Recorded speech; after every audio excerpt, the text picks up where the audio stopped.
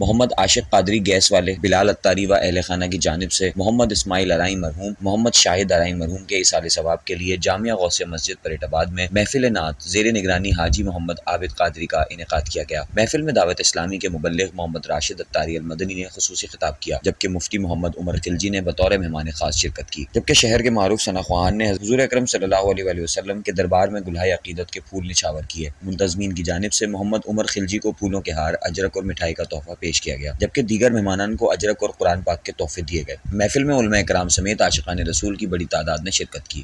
آخر میں لنگر کا بھی اہتمام کیا گیا۔ الحمدللہ حیدرآباد کی غوثیہ مسجد کے خطیب و امام مفتی اہل سنت مفتی عمر خلجی قادری دامت برکاتہم العالیہ نے جو قرآن مجید فرقان حمید کے ترجمے کے حوالے سے، تفسیر کے حوالے سے ایک عظیم کام کیا، اعلیٰ حضرت امام اہل سنت کے ترجمہ کنز الایمان کو سندھی زبان میں ٹرانسلیٹ کیا، اور اسی طرح مفسر شہیر حکیم الامت مفتی احمد یار خان نعیمی رحمۃ اللہ تعالی علیہ کی تفسیر نور العرفان کو سندھی زبان میں ٹرانسلیٹ کیا، اور الحمدللہ وہ چھپ کر آیا ہے۔ تو ان کو خراج تحسین پیش کرنے کے لیے، ان کی اس خدمت کو سراہنے کے لیے غوثیہ مسجد میں ایک محفل کا اہتمام کیا گیا۔ ایصال ثواب کا اجتماع بھی تھا، الحمدللہ یہاں حاضری ہوئی، مفتی صاحب کی دستبوسی کی سعادت ملی، ان کی زیارت ہوئی، اور الحمدللہ ان کے فیوز و برکات سے حصہ ملا۔ اللہ تبارک و تعالیٰ ہمیں علماء اہل سنت کی خدمت کرنے اور ان سے فیض پانے کی توفیق عطا فرمائے۔ اللہ تعالیٰ مفتی صاحب کو لمبی عمر عطا فرمائے اور اہل سندھ کے لیے ان کو مزید بابرکت بنائے۔ محمد عابد قادری اور محمد عاشق قادری صاحب کے والد کے ایصال ثواب کے سلسلے میں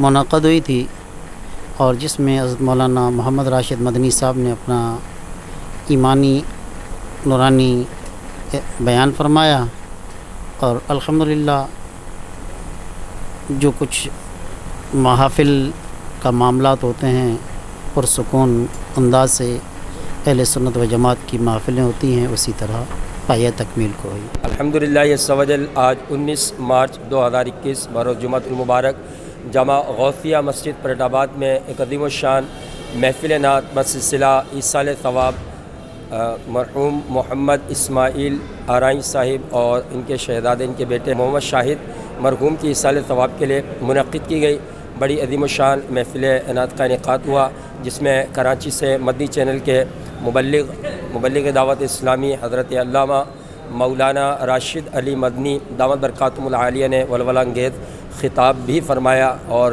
عاشقان رسول کے دلوں کو محظوظ کیا۔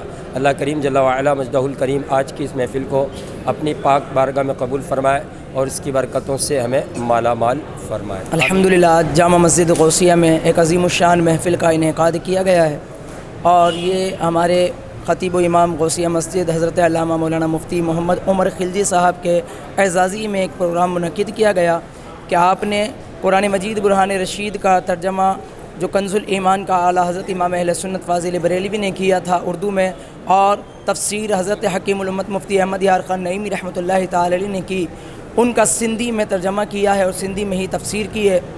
تو اللہ تبارک و تعالیٰ مفتی صاحب کو درجات بلند عطا فرمائے، آپ کو لمبی عمر عطا فرمائے۔